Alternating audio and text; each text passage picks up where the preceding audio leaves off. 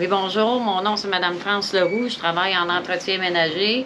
J'aimerais savoir, le temps supplémentaire fonctionne comment à la liste de rappel? Est-ce que c'est ancienneté à taux de rôle? Moi, j'ai toujours su que c'était à taux de rôle, ancienneté taux de rôle. Puis j'ai posé la question à des membres. Mais moi, je veux une réponse affirmative. Je pense qu'il y a bien des membres qui aimeraient ça le savoir aussi. Est-ce que c'est automatique le temps double qu'on est payé par la liste de rappel ou notre chef doit nous enregistrer? Bonjour, Madame Leroux. Ça me fait plaisir de répondre à votre question. C'est une question qui revient souvent. Il faut comprendre que la liste de rappel ne fonctionne pas effectivement comme le temps supplémentaire. La liste de rappel, c'est essentiellement une question d'ancienneté et de disponibilité. On va offrir les corps à la personne la plus ancienne en fonction de, effectivement, son ancienneté et de sa disponibilité. Le temps supplémentaire, ça se joue d'une autre façon. Vous pouvez le trouver à l'article 10 de la Convention collective locale.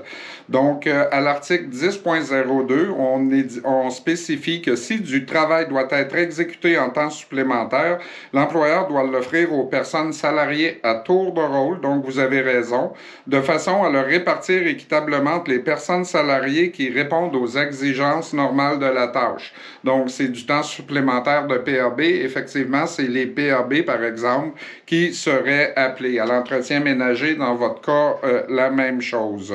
Donc, évidemment, parmi les personnes qui ont exprimé une disponibilité à cet effet, si on vous offre du temps supplémentaire au manoir de Verdun et que vous n'êtes pas disponible au manoir de Verdun, effectivement, on ne vous offrira pas. À l'article 10.04, on dit que aux fins de répartition du temps supplémentaire, chaque fois que la personne salariée refuse de faire du temps supplémentaire ou ne peut être rejointe, elle est considérée comme avoir fait le temps supplémentaire offert. Donc, il faut comprendre que si on vous appelle et que vous ne répondez pas, on va considérer que vous l'avez fait. Il y a une exception si du temps supplémentaire est nécessaire 1 heure avant son exécution.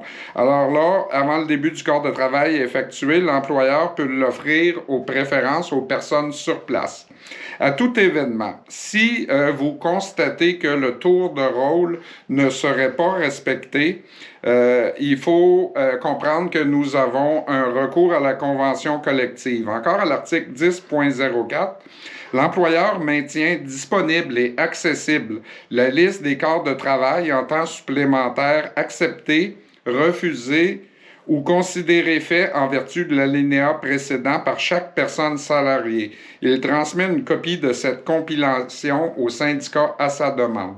Donc, si vous constatez dans un endroit où vous étiez disponible pour faire du temps supplémentaire, qu'un collègue aurait été appelé 2 fois sans que vous n'ayez été appelé. Appelez le syndicat, nous ferons la demande du temps supplémentaire qui a été accordé et s'il n'a pas été donné à tour de rôle, eh bien, vous pourrez faire un manque à gagner et vous faire payer le temps supplémentaire qui vous a échappé.